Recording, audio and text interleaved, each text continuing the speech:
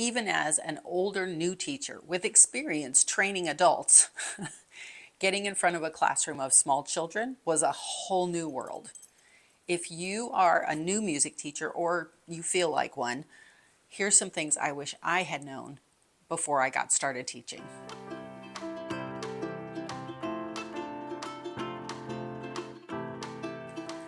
My student teaching was in a small rural district, and when I got my first teaching assignment, it was actually in a big metropolitan district, and the kids were very different. The class sizes were very different. And I did not know what to expect from the kids for their behavior. So my first mistake was looking to the children to set the tone in the room. This is not a good idea. You get to decide what behavior is okay and what behavior is not okay. Do you want them to walk in silently? Do you want them to talk with each other as they come in? Do you want them to have assigned seats, or are they going to have open seating? Do you want them in a circle? Do you want them in rows? There's all kinds of decisions to make about just getting them in the room. And then the interactions you have with them. Do they raise their hands before they speak? Are we sort of a talk over each other kind of a gang? What do you want the feel of the room to be? And those are all decisions that you, yes, you, the adult in the room, you, the adult in the room, get to make so that your students can actually learn. And that's really the key, is that when you're making those decisions about how they're going to act in the room, it's really all about what facilitates learning. And that has to do with your personal style as well as your objectives for them. So when you are running your classes, you make sure that whatever behavior is happening, it is appropriate for the activity that you're doing. New teachers are very excited about getting in that classroom and trying all the things. And the first year that I taught, I actually ran 3 musicals at the same time. Yes, I know. It was insane. I couldn't figure out how to have the classes in a grade work together on one show. So I was like, okay, well, we'll just do 3 different ones. It worked, kind of, but it was so much work and it was insane. I would never, ever do that again.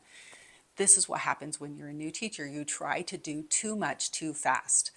When I coach new teachers, a lot of them say, well, I want to do your lesson plan. I have new teachers that come into my school all the time. I'm a school that's the size where I have a full-time teacher plus 1 day or plus 2 days, and that extra teacher is often a brand new teacher.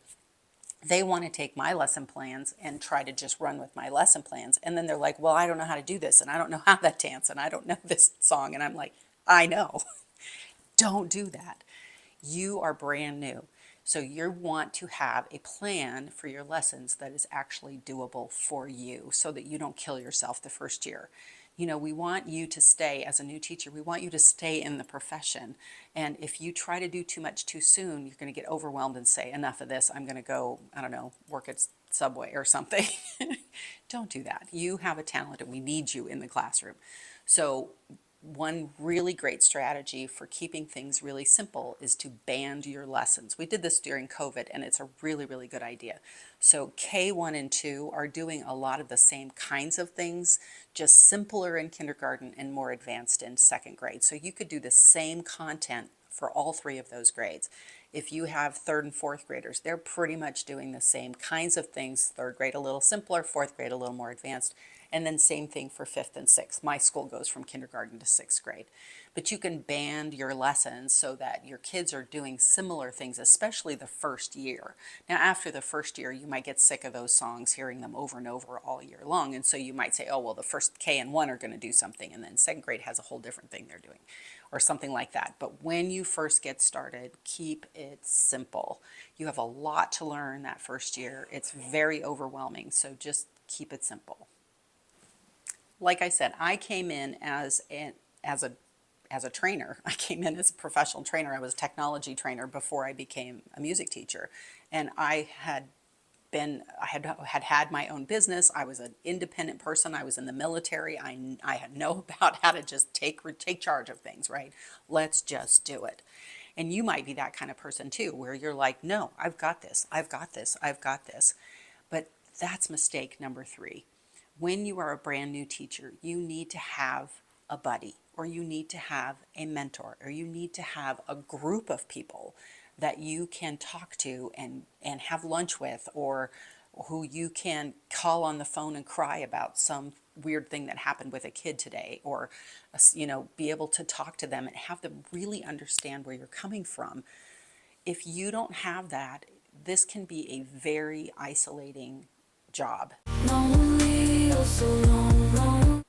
There's nowhere, usually you're the only one in the building that does what you do, unless you're in a really large school district. I'm in a larger school district, but I know lots of teachers. My sister, a good friend of mine now, 3 or 4 other people that I'm working with right now, they're all in tiny, tiny little school districts. And like there's maybe them one and another person, and that's all of the elementary schools in the entire district. Who are you going to talk to when you don't know how to do a thing, or how to teach this kid? I can't get this kid to sing right, or why isn't this behavior getting solved? You need a group of people to do that. This is why I started Harmony Classroom. This is why I started Music in the Center, because I want to be that person for you. I've been an induction coach. Induction program is like the first year, taking you through the first year of teaching. And I've worked with brand new teachers for many, many years, ever since I was first vetted or allowed to be a mentor teacher in my district after my 3rd year. I've been a mentor teacher every single year after that. I've been on the board of directors of my Music Teacher Association, and I love helping brand new teachers to learn how to do this, to figure out their way, figure out how to do this. So get a group, find a buddy. Maybe your state association has a group. Maybe you've got a group from your college, a cohort from your college that you guys keep in touch and you talk with each other. Maybe your roommates are all teachers. A lot of times that happens. You can also talk with me, reach out to me and let me know if you're interested in our coaching program. We have a monthly coaching program that takes you through the year. We're here for you. This is really important to get that support, because again, it's crazy, but 3 out of 5 teachers quit in their first 5 years because they don't have the support. They get overwhelmed and they don't have the support. And I don't want that to happen to you. You are in the classroom. This was a calling for you. In a lot of cases, it was like, no, this is what I need to do. I love music and I want to be a teacher. And we need people like you. So don't let yourself be isolated. Reach out, get that help that you need. Here's the great news, friend.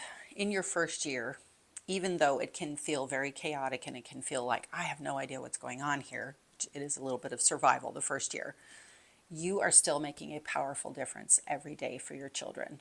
You don't have to be perfect to make a difference.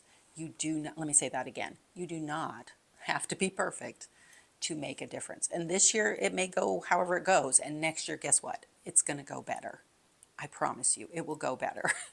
It does. And then the 3rd year, you'll oh, I kind of understand what to do. And then your 4th year, you can actually start mentoring other people, because you now know you've been down that path, you've walked that path, and you can now help others and bring them along with you. Most of the people that I worked with in my first couple of years are now out mentoring other people, because I really feel strongly about that. You turn around and you help that person coming up behind you. And that's what I'm doing with you today. So thanks for stopping by, and before you leave, I'd like you to leave a comment of what you wish you had known. If you're already in the classroom, what do you wish you had known your first year of teaching? Thanks for coming, and have a great, great day.